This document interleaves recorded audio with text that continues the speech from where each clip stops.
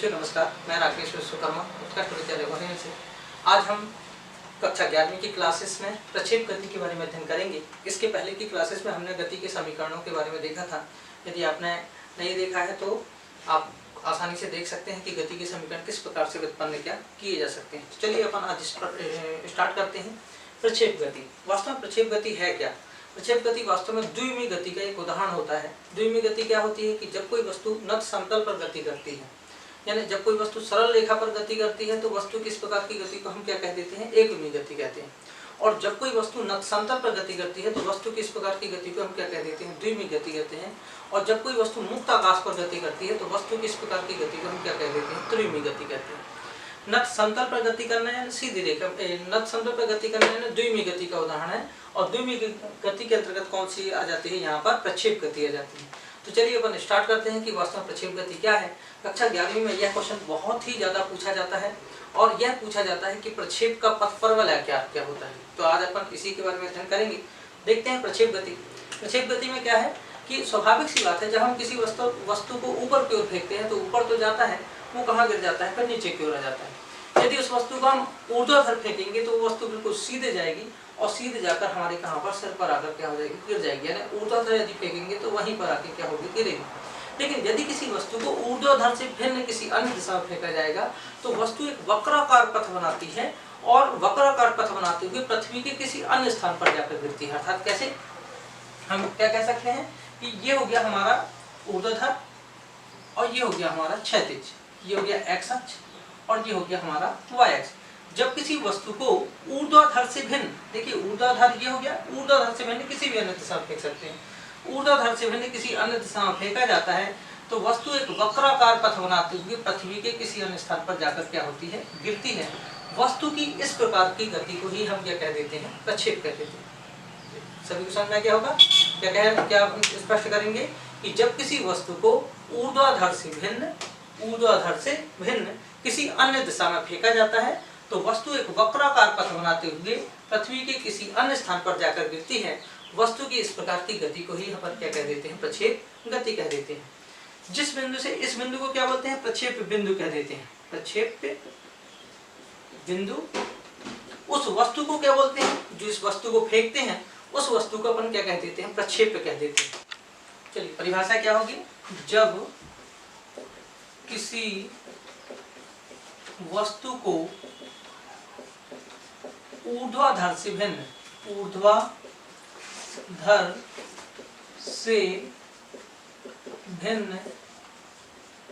किसी अन्य दिशा में फेंका जाता है, अन्य दिशा में फेंका जाता है तो वह वस्तु एक वक्राकार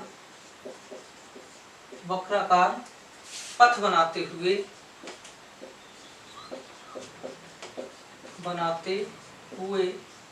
किसी अन्य स्थान पर जाकर गिरती है। किसी अन्य स्थान पर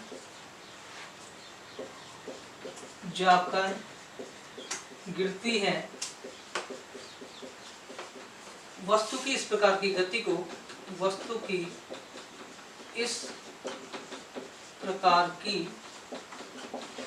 को प्रक्षेप गति कहते हैं। प्रक्षेप गति कहते हैं। ठीक है। जब किसी वस्तु को ऊर्ध्वाधर से भिन्न किसी अन्य दिशा में फेंका जाता है तो वस्तु एक वक्राकार पथ बनाते हुए किसी अन्य स्थान पर जाकर गिरती है। वस्तु की इस प्रकार की गति को हम क्या बोलते हैं? प्रक्षेप गति कह देते हैं। तो देखिए अपन शुरुआत करते हैं, चित्र के माध्यम से समझते हैं। ये हो जाएगा हमारा एक्स अक्ष, ये हो जाएगा हमारा क्या? वाई अक्ष, ये हो जाएगा मूल बिंदु कितना? O। हम यहाँ से ऊर्ध्वाधर से भिन्न किसी अन्य यहाँ से फेंकते हैं, ऊर्ध्वाधर से भिन्न किसी अन्य दिशा में फेंकते हैं तो वस्तु एक वक्राकार पथ बनाते हुए पृथ्वी के किसी अन्य स्थान पर जाकर क्या हो रही है? इस प्रकार से गिर रही है। इसको कैसे लिखेंगे? माना किसी वस्तु को मूल बिंदु O से क्षैतिज से थीटा कोण बनाते हुए प्रारंभिक वेग u से। देखिए सभी यहाँ ध्यान से, माना किसी वस्तु को ऊर्ध्वाधर से भिन्न किसी अन्य दिशा में क्षैतिज से थीटा कोण बनाते हुए प्रारंभिक वेग ये u से क्या किया जाता है, फेंका जाता है। तो इस स्थिति में प्रारंभिक वेग ना तो ऊर्ध्वाधर है ना तो क्या है, क्षैतिज है। इस स्थिति में प्रारंभिक वेग u को दो समकोणीय घटकों में वियोजित क्या किया सकता है। पहला हो जाएगा क्षैतिज घटक, क्षैतिज घटक क्या हो जाएगा, u cos थीटा, ये वाला हो जाएगा u cos थीटा, और दूसरा हो जाएगा ऊर्ध्वाधर घटक, क्या हो जाएगा, u sin थीटा। दूसरा क्या हो जाएगा, ऊर्ध्वाधर घटक क्या हो जाएगा, u sin थीटा। ठीक है, यानी माना किसी वस्तु को मूल बिंदु O से क्षैतिज से थीटा कोण बनाते हुए प्रारंभिक वेग u से फेंका जाता है। तो उस स्थिति में प्रारंभिक वेग u को दो समकोणीय घटकों में वियोजित किया जा सकता है। पहला क्या हो जाएगा, क्षैतिज घटक u cos थीटा, दूसरा क्या हो जाएगा, ऊर्ध्वाधर घटक u sin थीटा। ध्यान रखिए, क्षैतिज घटक u पर गुरुत्व का कोई प्रभाव नहीं पड़ता, यानी यदि कोई वस्तु क्या है, ये वाले इसमें है, क्षैतिज घटक में है, तो इस पर गुरुत्व का कोई प्रभाव नहीं पड़ेगा। जबकि ऊर्ध्वाधर घटक पर गुरुत्व का प्रभाव पड़ता है। जैसे जैसे वस्तु यहाँ पर रहेगी और ऊंचाई तक जाएगी तो उस पर गुरुत्वीय त्वरण का मान कुछ अलग होगा, यहाँ पर आएगी तो उस पर गुरुत्वीय त्वरण का मान क्या होगा, अलग अलग होगा। तो इसलिए हम यहाँ पर ये स्पष्ट करेंगे कि क्षैतिज घटक पर गुरुत्व का कोई प्रभाव नहीं पड़ता है, जबकि ऊर्ध्वाधर घटक पर गुरुत्व का प्रभाव पड़ता है और उसका जो मान है भिन्न भिन्न ऊंचाइयों पर क्या होता है, भिन्न भिन्न होता है। चलिए अब हम सिद्ध करते हैं कि किस प्रकार से प्रक्षेप का पथ क्या होता है, परवलयाकार होता है। चलिए हम सिद्ध करते हैं कि प्रक्षेप का पथ परवलयाकार किस प्रकार से होता है। देखिए यहाँ पर हम क्षैतिज दिशा के लिए याद करते हैं, क्षैतिज दिशा के लिए क्षैतिज दिशा के लिए मानते हैं कि माना प्रक्षेप्य द्वारा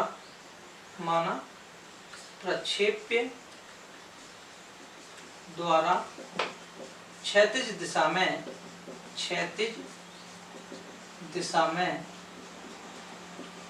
चली गई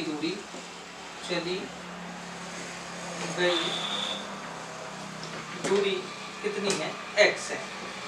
माना प्रक्षेप के द्वारा क्षैतिज दिशा में चली गई दूरी कितनी है, x। प्रारंभिक वेग इसमें क्या मानेंगे, प्रारंभिक वेग बराबर, इसके लिए प्रारंभिक वेग क्या हो जाएगा, u cos थीटा। इस पर गुरुत्व का कोई प्रभाव पड़ता नहीं है, तो यहाँ पर गुरुत्वीय त्वरण कितना होगा, गुरुत्वीय त्वरण बराबर कितना हो जाएगा, 0। अब यहाँ पर गति का दूसरा समीकरण लगा देते हैं। गति के द्वितीय समीकरण से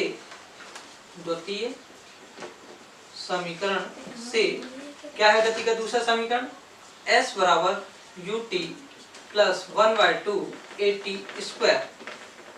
s चली गई दूरी कितनी हो जाएगी, x बराबर u, प्रारंभिक वेग कितना है, u cos थीटा इंटू कितना हो जाएगा, t प्लस 1/2, एक गुरुत्वीय त्वरण कितना हो जाएगा, 0, t का कितना, स्क्वायर। यहाँ से x बराबर कितना हो जाएगा, x बराबर u cos थीटा इंटू कितना, t प्लस 0 को गुणा करेंगे, टोटल क्या हो जाएगा, 0, अर्थात x बराबर u cos theta into t।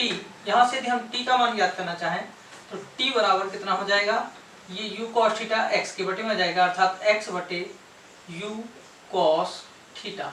t का मान आ गया। अभी अपन किसके लिए याद किए हैं, क्षैतिज दिशा के लिए। अब हम याद करते हैं ऊर्ध्वाधर दिशा के लिए। ऊर्ध्वाधर दिशा के लिए फिर से मानते हैं कि माना ऊर्ध्वाधर दिशा में प्रक्षेप द्वारा चली गई दूरी कितनी है, y है। कितनी है, y। अब यहाँ पर प्रारंभिक वेग कितना होगा, प्रारंभिक वेग बराबर u sin थीटा। प्रारंभिक वेग कितना हो जाएगा, u sin थीटा। गुरुत्वीय त्वरण कितना होगा, गुरुत्वीय त्वरण बराबर कितना हो जाएगा, माइनस, गुरुत्वीय त्वरण कितना हो जाएगा, माइनस g। फिर से गति का द्वितीय समीकरण लगा देते हैं। गति के द्वितीय समीकरण से क्या है, s बराबर ut plus 1/2 8t square, s बराबर ut प्लस 1/2, चली गई दूरी कितनी है y बराबर u, प्रारंभिक वेग कितना है u sin थीटा, तो u sin theta into t का मान अपन ने ज्ञात किया, कितना आया था x अपान कितना है u cos theta plus 1/2 a यानी गुरुत्वाकर्षण कितना है minus g into T square का मान कितना है x अपान u cos थीटा, पूरे का क्या हो जाएगा, क्योंकि स्क्वायर है तो पूरे का क्या हो गया स्क्वायर, यहाँ u से u क्या हो गया कट गया, साइन बटे कॉस यानी क्या हो जाता है tan, यानी यहाँ कितना आ जाएगा tan थीटा इंटू कितना x प्लस माइनस का माइनस 1/2, यहाँ कितना हो जाएगा g कितना x स्क्वायर अपॉन कितना हो जाएगा u स्क्वायर कॉस स्क्वायर कितना थीटा। ठीक है, हम यहाँ पर मानते हैं कि माना a बराबर कांस्टेंट मान a बराबर कितना मान लेते हैं tan थीटा, कितना मान लेते हैं tan थीटा, और b बराबर मान लेते हैं इसमें से कितना 1/2 x स्क्वायर को छोड़ के कितना हो जाएगा g u square cos square theta.